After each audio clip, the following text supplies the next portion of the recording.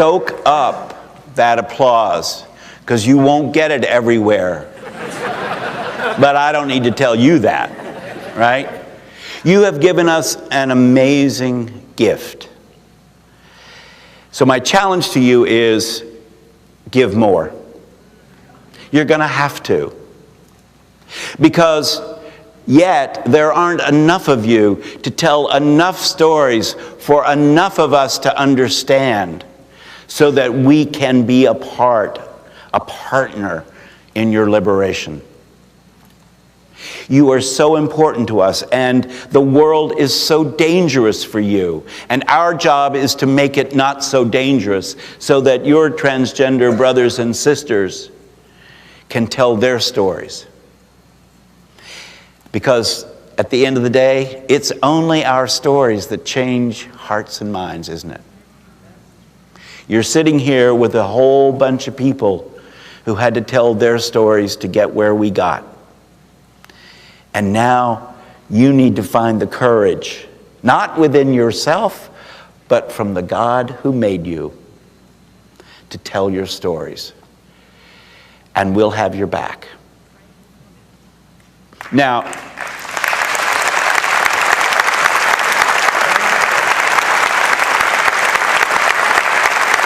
there's going to be a lot of resistance to this. If you think there was resistance to gay and lesbian issues, wait till we take on this trans issue. Because it raises all kinds of questions about which we are uncomfortable. And the fact of the matter is, we've all got a lot to learn.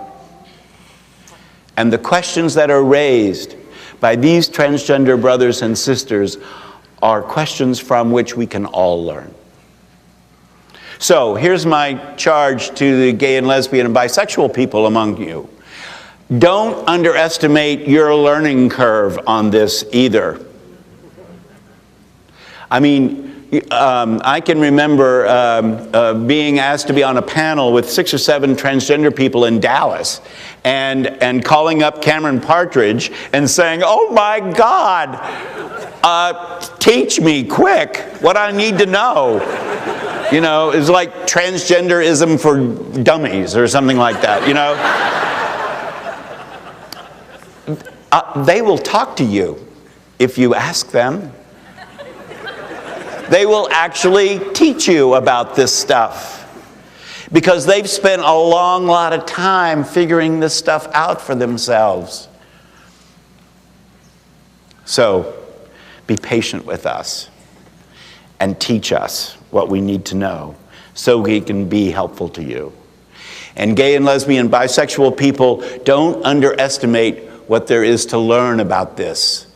We are almost as ignorant about this as anyone else. So pay attention.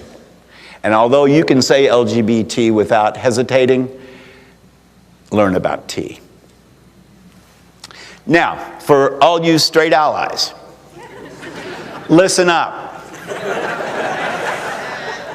I often explain that, you know, we started out as the gay community. And then lesbians went, "Hello, we're here. And our experience is different than yours." So then we became the gay and lesbian community. And then bisexual people and transgender people, and the letters just keep on going. The L and G and B and T and I and Q, and we're going to run out of letters soon. So here's my question. We've listed those letters to signify the diversity within our community. So how come you straight people don't have letters?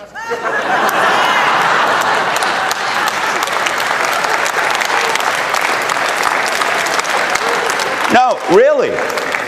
I'm not kidding. Why don't you have letters? Are you just like one big glob of heterosexuals? I don't think so. Isn't there enormous diversity among you? I think so.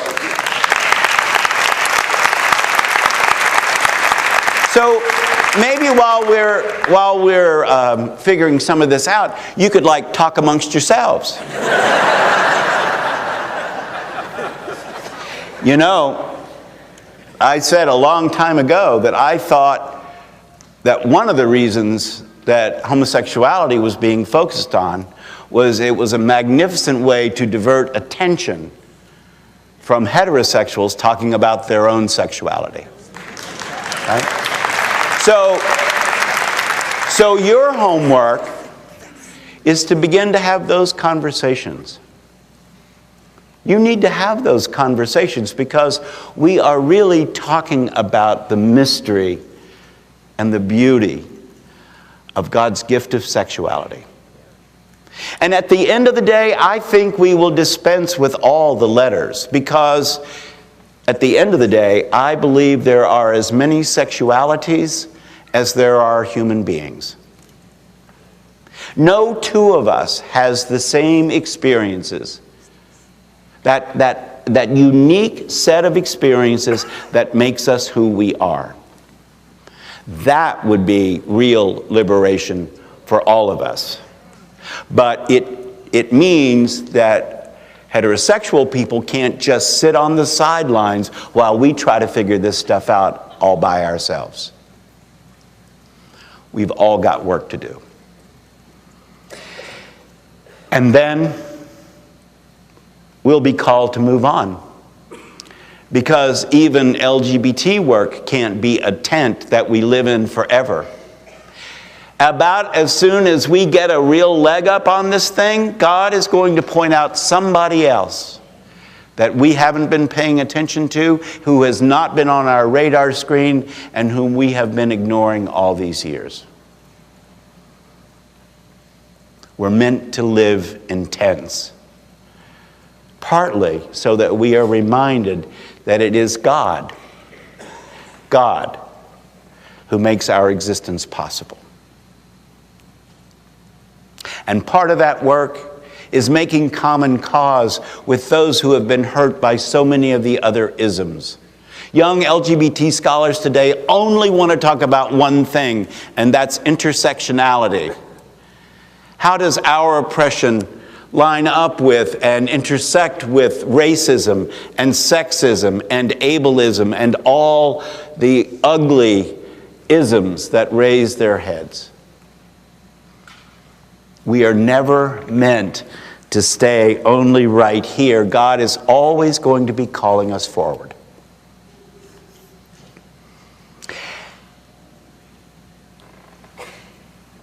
And ultimately, this isn't about sexuality. This gathering, this movement that is happening in our very midst is about spreading the good news of Jesus Christ. We just happen to be pretty dramatic examples at the moment of what happens when you dare to believe that the Lord is this good. The reason so many people have trouble believing the good news is that it's just too good to be true. It is. It's too good to be true, but it is true. And that is our proclamation to the world. The reason we do all of this is so that we can go out there and tell all of those people who don't know the risen Lord how good life can be with the risen Lord. That's what this is about. This is about evangelism. This is about preaching the good news to the last, the lost, and the least, and to the 1% who think that all that money is going to make them happy, when at the end of the day, it will leave them high and dry. So, we just said those words about being born again. I always pause in that liturgy after the words born again, because I want people to be able to say, like when the Seventh-day Adventists come knocking at your door and they ask you if you're born again, I want Episcopalians to say, "You're darn right I am." Right? This is about daring to believe in the goodness of the Lord on this day and for a very long time. It is about daring to spread that good news and to use ourselves, our stories, whatever the story of our own salvation is. It's the only story we have to share that's worth sharing, and to make new disciples. We are called upon to be fishers of men and women and children, all. I'll end with this story that people from New Hampshire have already heard, but it's a story about an old codger up on Lake Winnipesaukee in New Hampshire. He was an avid fisherman, but he seemed to be having great luck at a time when nobody else was catching fish.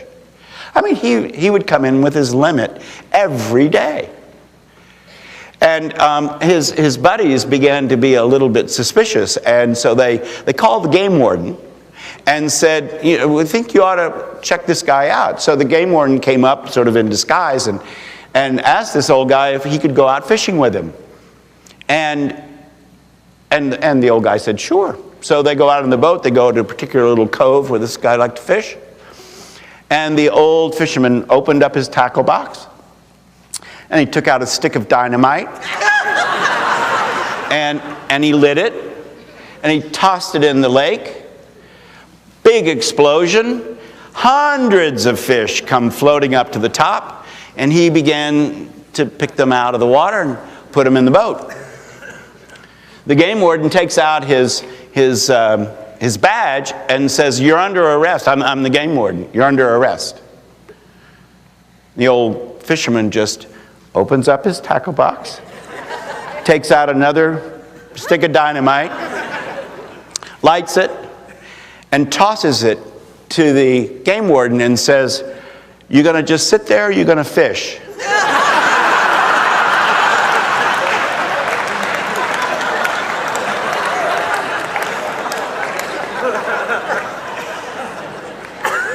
It's my question to you and to myself and to all of us. Are we going to just sit here, or are we going to go out there and fish? There are people desperate to know what we know, to believe what we believe in the goodness of the Lord. It makes all the difference. Are you going to sit there, or are you going to fish? Amen. Amen.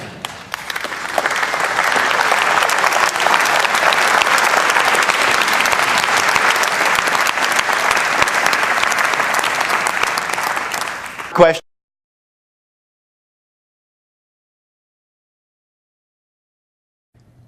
That's where we'll leave it for today. Join us again tomorrow for more news and views around convention. May God bless you and your ministry. If you want more insight and coverage, check out our blog, find us on Facebook, or follow us on Twitter. There's so much going on, and Integrity is committed to covering it. You can find links for all our resources at integrityusa.org. That's it for this edition of IntegriTV. We'll bring you more coverage of the 77th General Convention tomorrow, so be here to check it out. Thanks for watching.